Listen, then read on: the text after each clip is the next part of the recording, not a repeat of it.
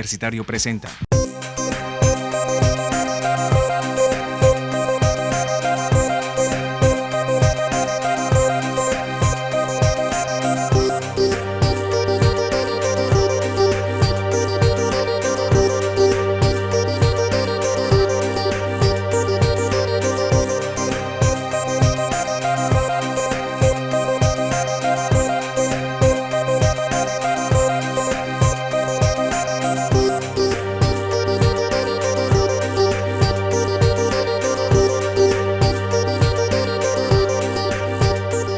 Hola, bienvenidos a Tiempo de Letras. Hoy nos encontramos con el autor del libro La filosofía y la política en el pluralismo. Bienvenido, profesor Delfín Ignacio Gross. Para empezar un poco y adentrarnos en el libro, ¿por qué el título? La filosofía y la política en el pluralismo. El libro corresponde a una fase final de la obra intelectual de este filósofo norteamericano, y estos dos temas son temas que se hicieron relevantes, que se destacaron bastante en la fase final de su obra. Yo lo que hago allí es tomarlos, analizarlos en un debate con una cantidad de autores, tanto latinoamericanos como europeos y norteamericanos, con relación a estos dos tópicos. ¿Qué es la filosofía? Según la entiende Rawls, en sociedades que son diversas, multiculturales, pluriéticas, plurireligiosas, pluriétnicas, y que sería también la posibilidad de una comunidad política entre gente que no comparte la misma visión del mundo. De ahí por qué el título de la obra.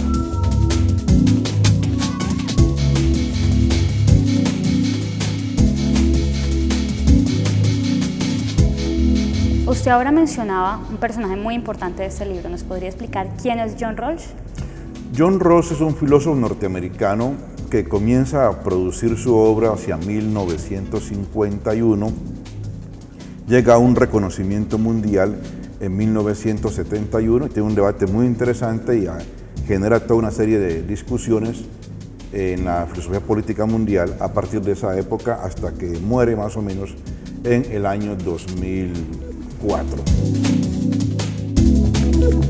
Digamos en la segunda mitad del siglo XX, especialmente en el último cuarto de siglo, se convierte en la figura central de muchos debates entre marxistas, multiculturalistas, feministas, liberales, neoliberales, comunitaristas, una serie de perspectivas que lo toman a él como epicentro de una profunda y muy fecunda discusión filosófica. Es básicamente un profesor de la Universidad de Harvard. Su teoría de la justicia, cuando fue lanzada mundialmente, más o menos pues alcanza a generar un debate mucho más allá del contexto norteamericano y de esa manera, repito, dinamiza la filosofía política que estaba casi muerta o estaba muy quieta durante buena parte de la segunda mitad del siglo XX.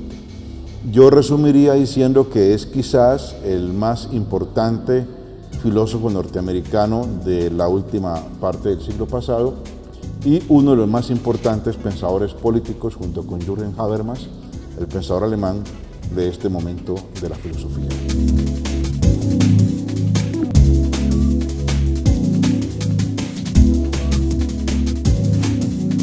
Profesor, ¿cuáles son los capítulos que componen el libro?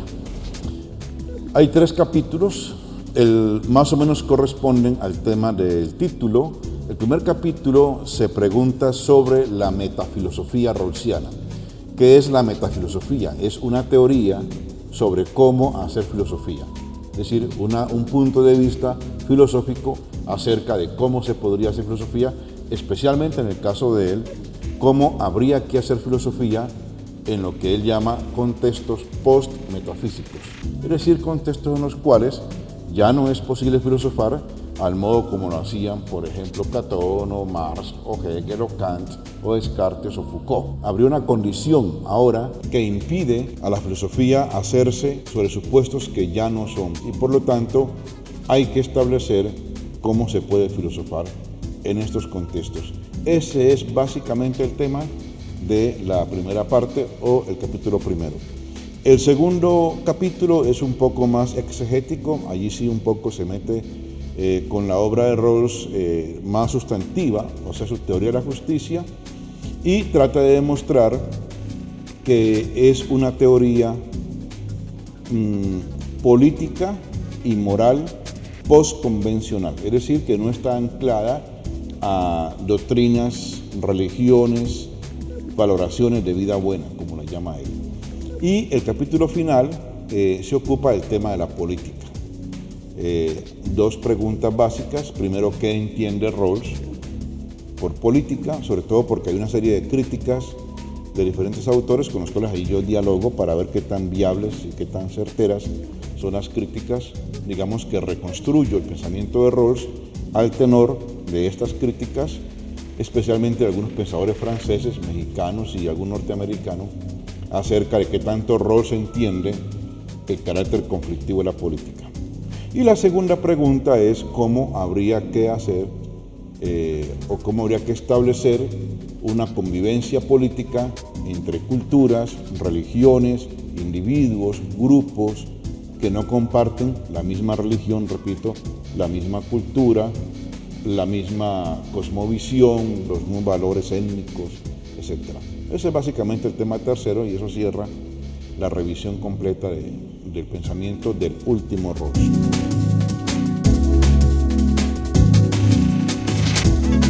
Profesor, el estudio filosófico de las sociedades contemporáneas es más difícil que el que se hacía con las sociedades antiguas tradicionales. ¿Por qué? En las sociedades tradicionales premodernas, casi siempre existe, por ejemplo en Occidente, una doctrina religiosa, en el caso concreto de Occidente, el cristianismo, que opera como referente común para establecer, por ejemplo, qué es lo justo, qué es lo bueno, en todas cosas los términos que allá no se pueden separar, pero que la modernidad sí va a separar. Y todas las dudas se pueden establecer de alguna forma remitiéndose a la verdad revelada cristiana. Las sociedades modernas no son como las cristianas, ni como las islámicas, ni como las sociedades tribales, que comparten una misma conciencia colectiva. Es decir, que lo que piensa la comunidad y lo que piensa cada individuo es lo mismo. En las sociedades modernas, el disenso, la libertad de creencia, las diferentes opiniones, hacen que no se pueda descansar las afirmaciones filosóficas, el entendimiento del mundo, las prescripciones morales, jurídicas y políticas, sino en una sola cosa que se considera que todo el mundo posee, que es la razón. Hay, por decirlo así, un endiosamiento de la razón en todo el pensamiento moderno. Las sociedades actuales no son ni tradicionales, y en cierta medida tampoco son del todo modernas en cuanto que esa fe última en la razón ya no es tan válida. Y a esto es un poco lo que llamaría Rawls una condición postmetafísica. De alguna forma las filosofías modernas también han fracasado porque han pretendido encontrar una cosa más allá de la creencia religiosa y que a la vez permitía suplantarla, y que esa cosa llamada la razón, que era una facultad universal de todos los seres humanos, permitiría hacer, por ejemplo, una moralidad que todo el mundo entendiera y aceptara. Ese fracaso de la filosofía moderna lo registra Rawls, como en parte también lo registra Habermas, no porque sean postmodernos, sino porque son modernos de otra manera. Ellos entienden que no se puede seguir sustentando ese optimismo en ciertos universales, en cierta razón ahistórica, etcétera, por fuera de toda cultura, y proponen filosofar con unas condiciones un poco más modestas y más en sintonía con lo que ha sido el desarrollo de la cultura occidental. En el caso concreto de Rawls, él propone tomar como basamento último de sus grandes propuestas ético-políticas ciertos valores compartidos por la cultura política, pero unos mínimos valores compartidos en una sociedad en la que la gente ya no comparte casi nada. De alguna forma, lo que está diciendo Rawls es las sociedades contemporáneas, complejas, democráticas, no tienen ya una misma concepción religiosa, una misma cultura, y tampoco tienen ya la posibilidad de asentarse en esa racionalidad cartesiana pretendidamente universal, y por lo tanto le toca al filósofo buscar ciertos elementos comunes en medio de ese gran desacuerdo. Esa es, pues, una filosofía política mucho más modesta, de alcance mucho más cercano en el tiempo y en el espacio. Se filosofa en relación con el contexto y para resolver problemas muy puntuales que el contexto le está lanzando a la filosofía. Es una filosofía, dice él, un poco al servicio de la democracia, un poco, diría yo, al servicio de la reconciliación y en parte rompiendo con lo que ha sido la tradición filosófica. Él dice que él deja la filosofía tal y como ella es y por lo tanto, dice él, no se mete en discusiones metafísicas.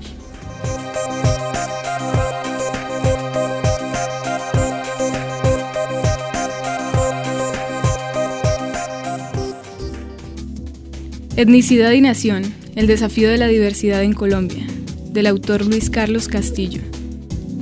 Este libro es el resultado de una investigación doctoral que examina el movimiento social de indios y negritudes en Colombia.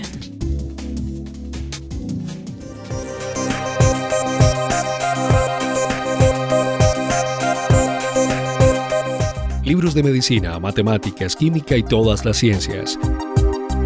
Libros de historia, sociología, música, pintura y las otras artes y humanidades, además de novela, poesía, cuento y todos los géneros literarios. En la editorial de la Universidad del Valle encuentras todo el conocimiento que necesitas. Editorial de la Universidad del Valle.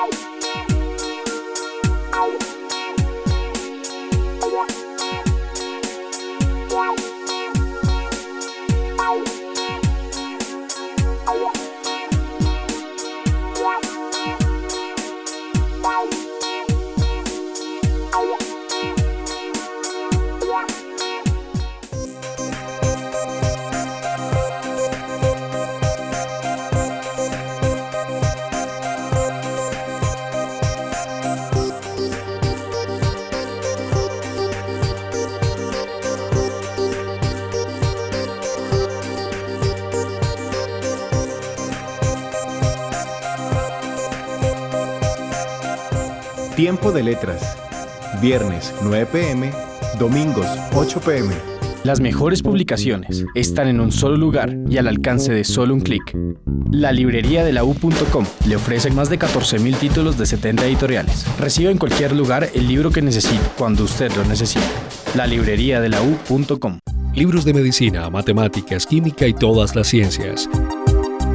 Libros de historia, sociología, música, pintura y las otras artes y humanidades, además de novela, poesía, cuento y todos los géneros literarios. En la editorial de la Universidad del Valle encuentras todo el conocimiento que necesitas. Editorial de la Universidad del Valle.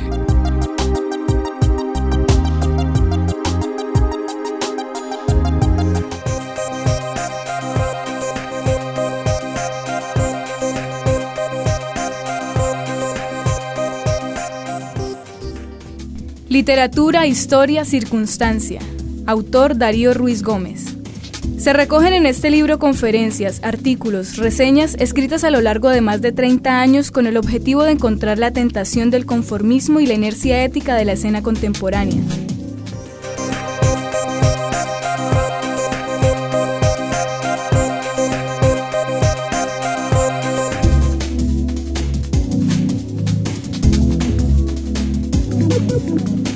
¿Cómo es posible poner de acuerdo a unos individuos que tienen diferentes puntos de vista en algo común como la política o la ética? Bien, lo primero que Rawls propone es un método que de alguna forma es discutible.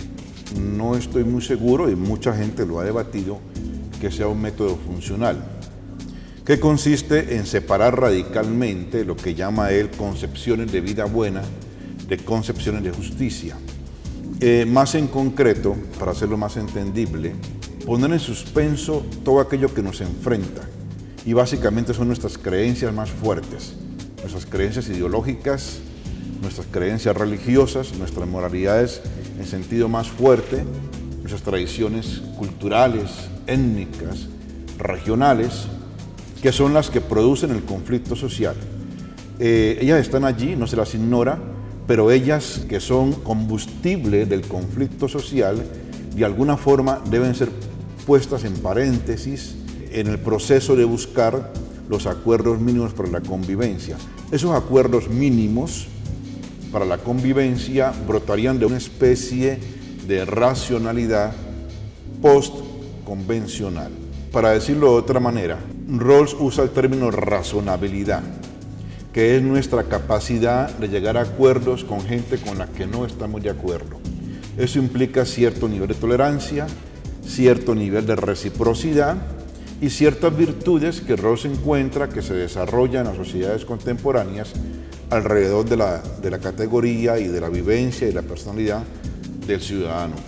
Es decir, el ciudadano es alguien distinto al militante de partido, al individuo comprometido con su etnia o con su religión, a la mujer comprometida con la causa feminista, a aquel que está arraigado en cierta cultura. El ciudadano es ese mismo individuo, pero en otra faceta, es alguien capaz de, por decirlo así, desdoblarse y entender que por mucho que él crea en sus valores, sus intereses y sus puntos de vista, el otro tiene otros puntos de vista, valores, etcétera, con los cuales nunca habrá un acuerdo. Y sin embargo, con ese otro hay que convivir. Y por lo tanto, requiere que ambos encuentren un segundo nivel de entendimiento que pasa, repito, por poner en suspenso todo aquello que atiza el conflicto. Habría que poner de acuerdo a la gente en unos mínimos, una moralidad un poco débil pero funcional, y después, establecido ese punto de vista, proceder a dirimir los conflictos entre los puntos de vista fuertes. Allí emerge una cosa que es muy complicada en la tradición liberal y ha sido muy criticada, y es que por una parte está anclada en un valor que es muy polémico, la tolerancia. Yo debo aguantarme lo que no me gusta del otro, que es distinto de decir yo reconozco al otro en lo que no me gusta, yo me transformo. En la tolerancia yo no me transformo, yo me aguanto al otro.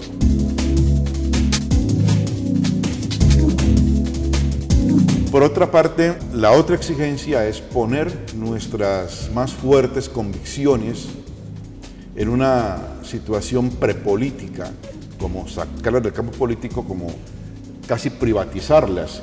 Y para muchos grupos, para muchas tendencias, para muchas ideologías y religiones, eso es un costo muy alto para poder convivir con nosotros.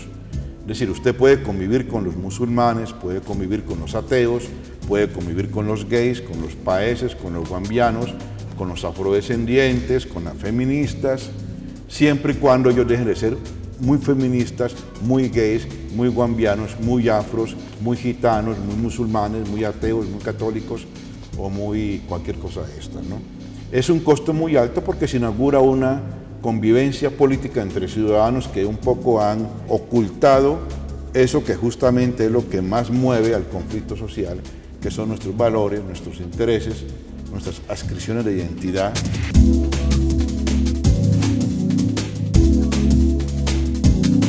Profesor, ¿a qué situaciones concretas de las sociedades contemporáneas y de la sociedad colombiana se refiere este libro? El libro no se ocupa gran parte de Colombia, yo me he ocupado sí en otros textos de nuestros casos latinoamericanos y colombianos, pero tiene mucho que ver en tanto que Colombia ha dado ciertos giros, ciertos cambios, ante todo constitucionales, que le permiten reconocerse a sí misma de una manera distinta a como se veía antes. Para decirlo más simplemente, nos gobernó durante 105 años una mentalidad que yo diría la mentalidad de Caro y Núñez, que veía el país como una sociedad monolítica, católica, hispana, andina, casi que bogotana, más bien blanca que mestiza y en todo caso no india ni negra, una sociedad confesional, sin etnias, sin negros y sin indígenas. Y de pronto, en 1991, descubrimos que este es un país de regiones, que aquí había indígenas, que aquí había negros, que aquí había gente no cristiana, y se reconoce algo que se dice muy simplemente, pero que no es tan simple. Este es un país pluriétnico y multicultural. Bueno, ese reconocimiento es un avance, solucionó una serie de injusticias y creó una serie de problemas. Colombia no ha podido todavía, y muchos países no han podido todavía, establecer hasta qué punto ese reconocimiento implica transformaciones institucionales, educacionales, de mentalidad, de convivencia con lo que antes se negaba o se invisibilizaba.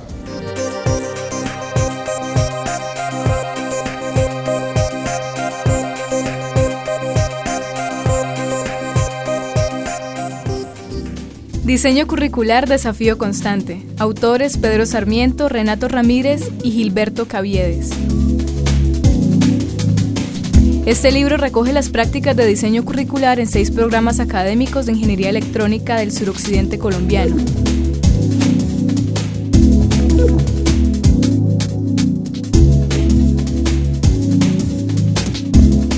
Libros de medicina, matemáticas, química y todas las ciencias. Libros de historia, sociología, música, pintura y las otras artes y humanidades, además de novela, poesía, cuento y todos los géneros literarios.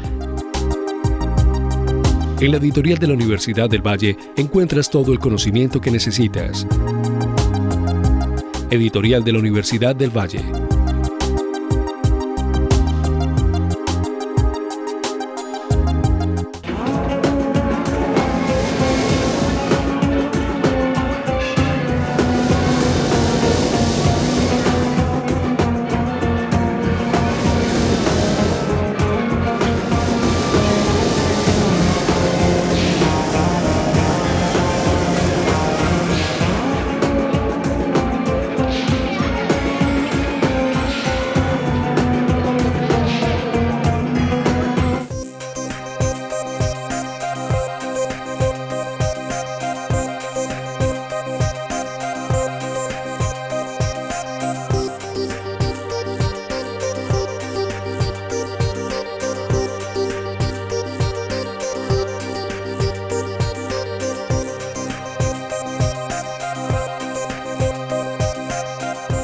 Tiempo de letras.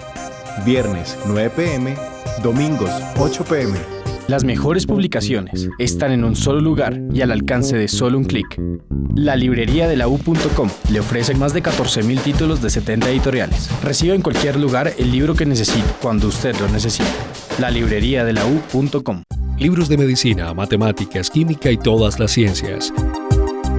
Libros de historia, sociología, música, pintura y las otras artes y humanidades, además de novela, poesía, cuento y todos los géneros literarios. En la editorial de la Universidad del Valle encuentras todo el conocimiento que necesitas.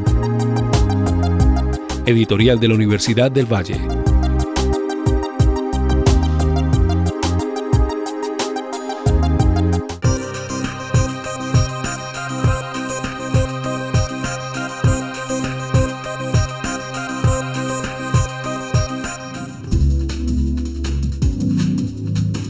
Caligrafía es la ciudad literaria, antología bilingüe de Fabio Martínez y Hernando Urriago. La literatura, manifestación del arte y la cultura de las naciones y de los pueblos, toma de lo colectivo su material de trabajo fundamental, el que está constituido por la palabra, que es de uso corriente de la sociedad, la cual lo conoce y lo domina.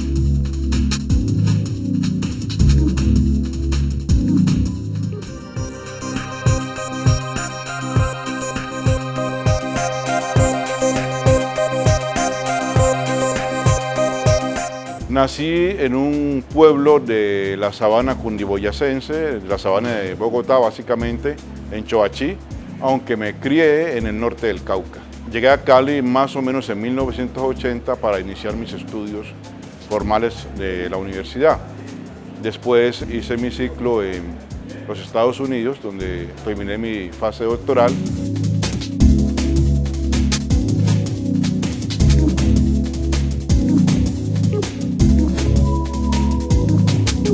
Había quizá algo de reflujo de la violencia de los años 50 que ya había desaparecido, alguna especie de eco tardío, pero en todo caso no la violencia de los últimos años. Era un pueblo todavía muy tranquilo, un ambiente todavía muy paradisíaco comparado con lo que ha venido a ser luego, especialmente por ser un pueblo que está ubicado en un cruce de vías comerciales, es un pueblo con una gran vocación de comercio y recientemente de industria y por lo tanto con una gran población migrante y con una cantidad de problemas anexos a ese tipo de desarrollo económico más bien caótico.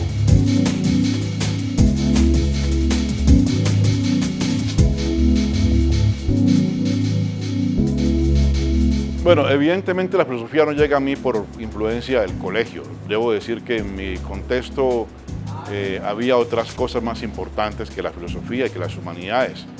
Mi colegio especialmente formaba muy bien a la gente en las áreas de la matemática, las ciencias naturales, pero no en las humanidades.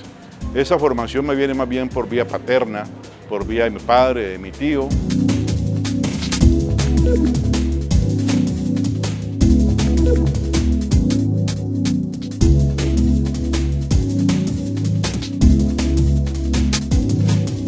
Bueno, en contextos latinoamericanos y africanos y asiáticos, la filosofía no tiene una larga tradición. En Colombia tampoco, y las tradiciones que se han logrado un poco aquí medio asentar, en un comienzo fueron muy dogmáticas, después cuando hubo un poco de lecturas refrescantes, fueron muy caóticas. Yo diría que en Colombia los estudios filosóficos formales, rigurosos, no tienen una edad mayor de 50 años. O sea, son relativamente nuevos y los hemos de comparar con tradiciones académicas, por ejemplo, europeas, o incluso con México y con Argentina, por decir dos países latinoamericanos. Pese a eso, yo creo que la filosofía en Colombia ha venido afirmándose, de alguna forma hay cierta salida internacional de nuestros académicos, creo que estamos madurando bastante, que nuestros filósofos están siendo reconocidos y también creo que Colombia comienza a reconocerlos, que la vida académica ha logrado cierta madurez y que por lo tanto ciertas disciplinas comienzan a darse cuenta que en sus fases más elaboradas tienen que dialogar con los filósofos, tanto los químicos, los matemáticos, los físicos, como los antropólogos, sociólogos, politólogos y juristas, finalmente en cierto nivel tienen un diálogo con la filosofía.